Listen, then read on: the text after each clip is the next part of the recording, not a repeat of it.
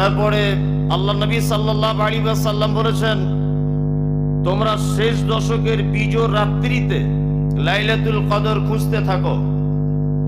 হাদিসে এরকমও পাওয়া গেছে যে আল্লাহ নবী সাল্লাল্লাহু আলাইহি ওয়াসাল্লাম এই বিজোড় রাত খোঁজার জন্য শেষ দশকের 10 দিন যাবত তিনি রাত্রি জাগরণ করেছেন। আমরা এই একটা মহা মূল্যবান রাত্রিকে এটা অনুষ্ঠানে পরিণত করে দিয়েছি।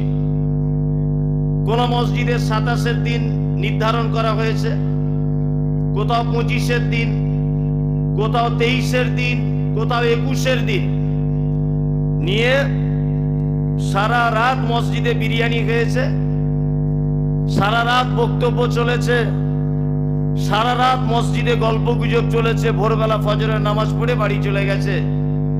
তারপরের দিন জোহরের নামাজ কাজা হয়ে গেছে, রাত জেগেছিল বলে। ও রাত জাগার পদ্ধতিটা কি ছিল সেটা দেখার ব্যাপার আছে কিনা? নেই? আছে, আছে। আল্লাহু আকবার। এটা অনুষ্ঠান, এটা আমরা ভেবে নিয়েছি একটা অনুষ্ঠান। রমজান মাস মানে শেষ দশকে বিশাল বিজোড় রাত্রিগুলি একটা আনন্দ উৎসব করতে হবে, আর 27 রাত্রিতে লাইলাতুল কদর হবে, এরকম একটা দিনকে নির্ধারণ করে এটা অনুষ্ঠানে পরিণত হয়ে গেছে বর্তমানে। আমরা যে সমস্ত আমলগুলি করি, যেমন যারা 5 ওয়াক্তের সালাত আদায় করেন অর্থাৎ নামাজ পড়েন, এই নামাজটা আমরা ইবাদতে পরিণত করতে পারিনি। আপনি ভালো করে লক্ষ্য করে দেখুন, এটা আমরা অভ্যাসে পরিণত করেছি, ইবাদত হয়নি। যদি ইবাদত যদি হতো, আচ্ছা বলুন কোরআনের কথা সত্য না মিথ্যা? সত্য। এটা বিশ্বাস আছে তো? আছে। আল্লাহ সুবহানাহু ওয়া তাআলা বলছেন, ইন্নাস সালাতা তানহা আনিল ফাহশাই ওয়াল মুনকার। নিশ্চয়ই নামাজ নামাজিকে মন্দ কাজ মন্দ কথা থেকে বিরত রাখে। ভালো করে বুঝবেন আমার কথা। আমি কিন্তু সুর করে করে বলি না, এটা আপনারা জানেন। আগে বলতাম, এখন আর বলি না। এখন একটা একটা একটা একটা করে বলি, যার ভালো লাগবে সে শুনবে, যার ভালো না লাগবে সে উঠে চলে যাবে, কোনো আপত্তি নেই। আল্লাহ সুবহানাহু ওয়া তাআলা বলছেন, নামাজ নামাজিকে মন্দ কাজ আর কথা থেকে কি করে? বিরত রাখে। আচ্ছা বলুন এবারে, একটা লোক 50 বছর যাবত 5 ওয়াক্ত নামাজ পড়ছে, 50 বছর, 50 বছর লোকটা নামাজ পড়ার পরেও এই লোকটার ভিতরে আছে সুদ, এর ভিতরে আছে দাড়ি চাঁচা, এর ভিতরে আছে গাঁটের নিচে কাপড় পরা, এর ভিতরে আছে পরের গীবত করা, এর ভিতরে আছে বোনের জমি ফাঁকি দেওয়া, এর ভিতরে বেটার বিয়েতে পণ নেওয়া, এর ভিতরে হারাম খাওয়া, এর ভিতরে গরিব মানুষের উপরে জুলুম করা, এর ভিতরেই আবার আছে হারাম পথে ইনকাম করা। তার মানে বোঝা গেল, নামাজ যদি নামাজিকে মন্দ কথা ও কাজ থেকে বিরত রাখে, এটা আল্লাহ বলছে, আর ও যদি নিজেকে পরিবর্তন না করে নিতে পারে, তাহলে বুঝে নিতে হবে ওর 1 ওয়াক্তের নামাজ কবুল হয়নি। এটা বুঝে নিতে হবে আপনার। ওর নামাজ ইবাদতে পরিণত হয়নি, ওটা অভ্যাসে পরিণত হয়েছে। এটা ওর অভ্যাস, এছাড়া আর কিছু নয়।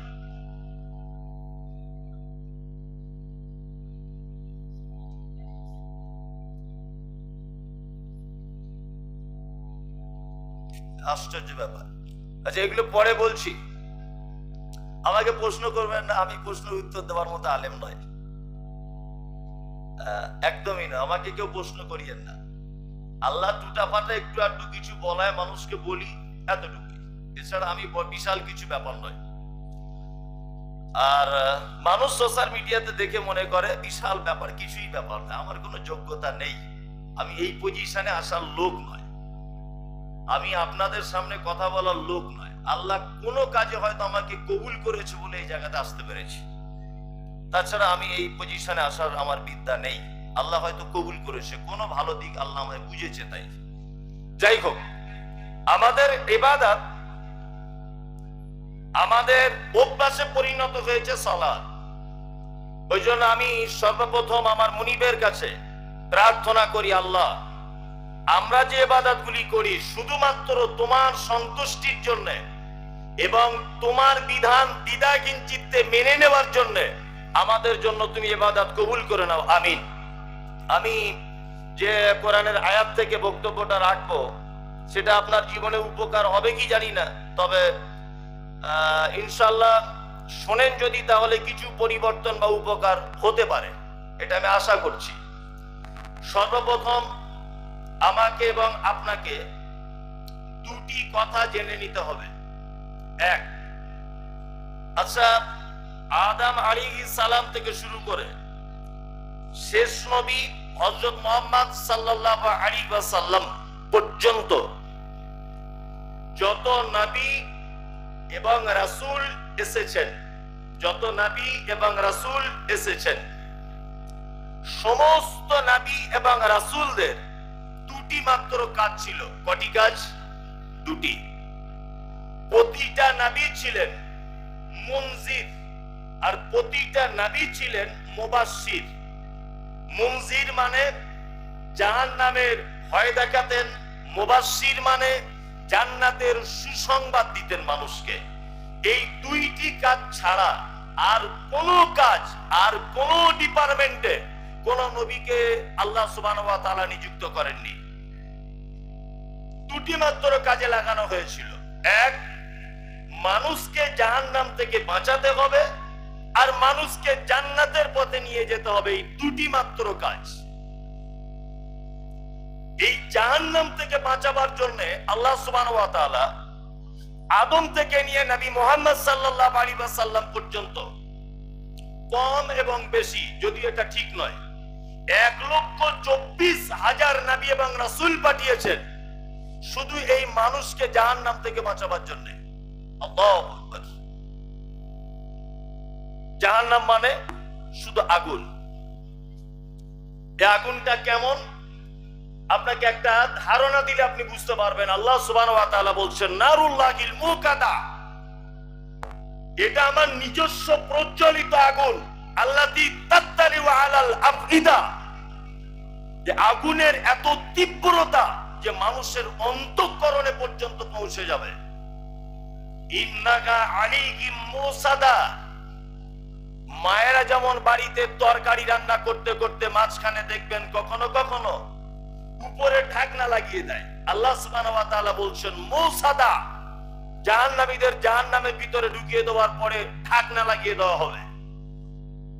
শুধু ঢাকনা লাগিয়ে ক্ষান্ত করা হবে না, ফি আমাদি মুমাদ্দাদা, জাহান্নামের ভিতরে থাকবে বড় বড় থাম্বা, বড় বড় খুঁটি। সেই খুঁটিতে, সেই পিলিয়ারে, সেই থাম্বাতে তাদেরকে লোহার জিনজিল দিয়ে পেঁচিয়ে বেঁধে দেওয়া হবে যাতে তারা পালাতে না পারে। আল্লাহু আকবার।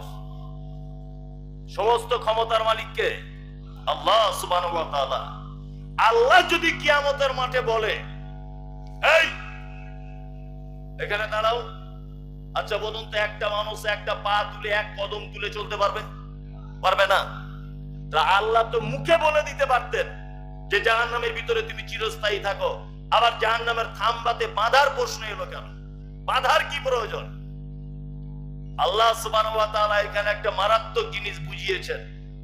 এটা আপনারা জানেন যে ইসলামপুর গ্রাম, আপনাদের এটা রঘুনাথগঞ্জ থানা, এই ইসলামপুর গ্রামে একটা চোর ধরা পড়েছে। তা গ্রামের একজন মোড়ল আছে বা মেম্বার কেউ একজন আছে বা পার্টির কোন একটা নেতা আছে, দামি মানুষ, শক্তিশালী মানুষ।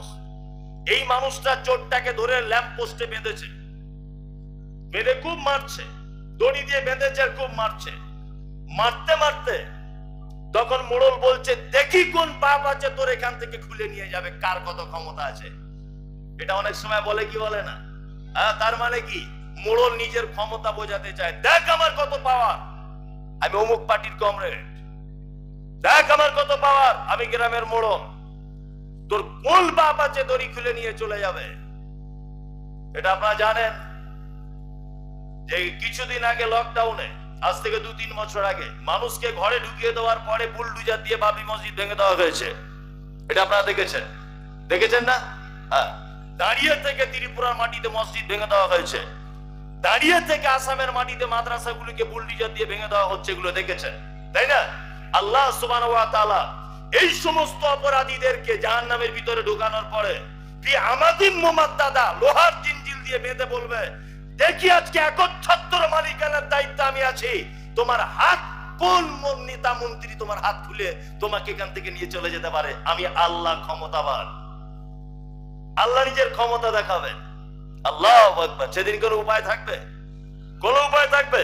কোন উপায় থাকবে না। হাকামুল হাকিমিন, বিচারকের বিচারক সেদিন তিনি আল্লাহ। কারো কোনো ওকালতি, কারো কোনো সুপারিশে সেদিন চলবে না।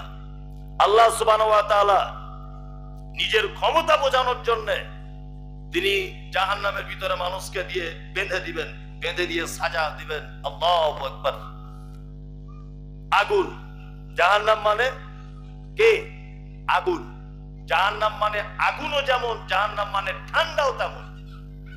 এইবার আপনাকে একটা কথা বলছি, আগুন সারা পৃথিবীতে আল্লাহ রাব্বুল আলামিন শুধু নবী রাসূলকে আগুন থেকে বাঁচানোর জন্য এবং আমাদেরকে আগুন থেকে বাঁচানোর জন্য শুধুমাত্র নবী রাসূল নিযুক্ত করেছেন 1,24,000, কম বেশি। শুধু এটা নয়, আপনি সারা ভারতবর্ষের টোটাল সিস্টেমের দিকে তাকিয়ে দেখুন। এই যে আমি একজন মাস্টার মশাইয়ের বাড়িতে ছিলাম, আমি ওনার নাম জানি না, তা আলহামদুলিল্লাহ আল্লাহ ওনাকে হায়াতে তাইয়্যিবা দান করুক, আমিন। উনি একটা স্কুল চালাচ্ছেন। এই স্কুলে যদি আচানক হঠাৎ করে যদি আগুন লেগে যায়, আর আগুন নিভানোর যদি কোনো রকমের গ্যাস, কোনো মেশিন, কোনো বিকল্প ব্যবস্থা যদি না থাকে, আর ইলেকট্রিক কোনো ত্রুটির কারণে যদি কোনো ছাত্র যদি মারা যায়, মাস্টারের জেল হয়ে যাবে, কেউ রুখতে পারবে না। আপনি কলকাতা বড় বড় বিল্ডিং এ যান, সমস্ত বিল্ডিং এ দেখবেন আগুন যদি লেগে যায়, সে আগুন থেকে বাঁচাবার বিকল্প রাস্তা আছে। আছে না নেই? আছে।